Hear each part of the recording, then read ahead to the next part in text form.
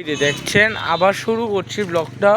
তো এর আগে এই যে ভিতরের জায়গাটা আপনাদেরকে ঘুরিয়েছি। এখন ভিতরে যে মাঠটা আছে, এই যে বড় বিল্ডিংটা একটু দেখে একবার শুধু দেখেন, পুরো ক্রিকেট খেলার মাঠ। ক্রিকেট খেলা যাবে পুরা প্লেয়ার টেয়ার নিয়ে, অনেক বড় মাঠ করে রেখেছে উৎসবের জন্য, খাওয়ার জন্য। দেখে আসি দাঁড়া, খুবই সুন্দর জায়গাটা। একবার হলেও দেওঘর আসলে এই জায়গাটি আসবেন, কেন এখানে আসলে আপনাদের যে খুবই ভালো লাগবে।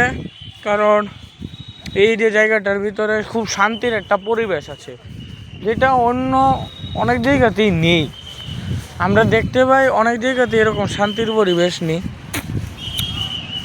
এখন আপনাদেরকে তথ্য বলবো যে এইখানে আসতে হলে কিভাবে আসবেন। তো দেওঘর আসতে হলে সাধারণত যদি আপনি নর্থ ইস্টে থাকেন, নর্থ ইস্টের অন্য স্টেটে ত্রিপুরা বাদে, তাহলে গুয়াহাটি আসতে পারবেন বা লামডিং আসতে পারবেন। Agartala to Deoghar weekly express আসে না, এই সাপ্তাহিক ট্রেনটা দিয়ে আপনারা ডাইরেক্ট দেওঘর আসতে পারবেন। দেওঘর জাংশনে স্টেশনে এই ট্রেনটা থামবে। তারপরে এটা বলছি যে আসতে হলে গুয়াহাটির ভিতরে আসবে। আর যদি আপনারা ত্রিপুরা রাজ্যের বাসিন্দা হন, তাহলে তো আরামসে আগরতলা স্টেশন থেকে ট্রেন ধরে গুয়াহাটি আসতে, দেওঘর আসতে পারবেন। গুয়াহাটি হয়ে আসবে এটা, তার জন্য বলছি গুয়াহাটি অনেক বড় স্টপেজ আছে।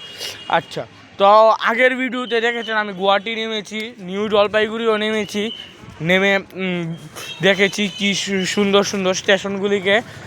তো আমি অনেকবারই গিয়েছি এরকম স্টেশনে, কিন্তু আপনাদেরকে একবারও ব্লগ করাইনি। তো এটা বলছি যে আসতে হলে আরও উপায়, যেমন কলকাতা, যারা আপনার কলকাতা থাকেন বা ওয়েস্ট বেঙ্গলে থাকেন, ওরা আসতে হলে বিভিন্ন ধরনের ট্রেন বা বাস বা অনেক রকমের ফ্লাইটও আছে। দেওঘরে একটা এয়ারপোর্ট আছে, দেওঘর ডোমেস্টিক এয়ারপোর্ট। এই এয়ারপোর্টের ভিতরে বিভিন্ন ধরনের রাজ্য থেকে এখানে ফ্লাইট আসে। তো যদি ফ্লাইটে করে আসতে চান তাহলে ফ্লাইট আছে, ক্যাব আছে, ট্যাক্সি আছে। যদি কাছে ধারে ঝাড়খণ্ড বা বিহারে থাকেন, বাস আছে ওয়েস্ট বেঙ্গল থেকে। তারপরে ট্রেন আছে নর্থ ইস্ট অন্য জাংশন থেকে। তাহলে এটাই তথ্যটা দিয়ে দিলাম। আর এখানে হোটেল, যদি আপনি বৈদ্যনাথ ধামে, প্রধানত আপনি যদি বৈদ্যনাথ ধাম দেখতে আসেন, তাহলে বৈদ্যনাথ ধামের সাথে বাবা ধাম নামে একটা জায়গা আছে। এই জায়গাটার ভিতরে প্রচুর ক্রমে হোটেল আছে, অনেক রকমের হোটেল আছে। কম দামে চিপ হোটেল আছে, সস্তা, তারপরে দামি হোটেল আছে।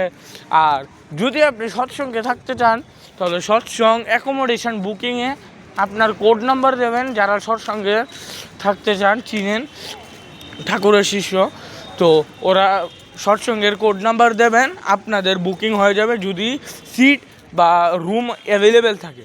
তো এটাই তথ্যটা। তো এখন রাখছি, খাওয়ার সময় আপনাদেরকে ভিডিওগুলি করব।